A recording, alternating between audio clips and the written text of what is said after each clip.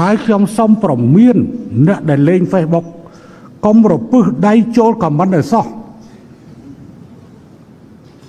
ខ្ញុំមិនឲ្យរួចខ្លួននេះខ្ញុំប្រាប់ឲ្យហើយ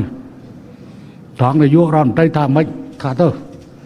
អាហ្នឹងរឿងសន្តិសុខជាតិអាហ្នឹងខ្ញុំទៅធ្វើហ្នឹងហើយសូមកុំមកសុំទោសអីណាអត់ទេនិយាយគ្នាឲ្យច្បាស់ហ្មងសូមកុំល្មើសដៃនិយាយ5ផ្ញើទៅហ្មង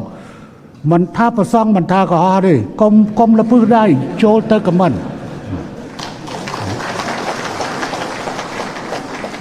ហើយតិចថាតលទៅភេករបស់ហ៊ុនសែនបានគាត់ស្រាវជ្រាវអត់ទេភេកណាក៏ដោយដែលបង្ហោះហើយឯងចូលទៅខមមិននៅក្រៅស្រុករួយខ្លួននៅក្នុងស្រុកអត់រួយខ្លួនទេប្រាប់ឲ្យហើយទៅប្រាប់ឲ្យហើយ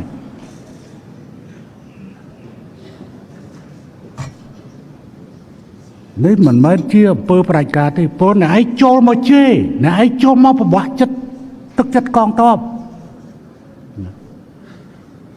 អញ្ចឹង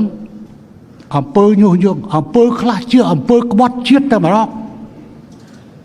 អំពើក្បត់ជាតិតែម្ដង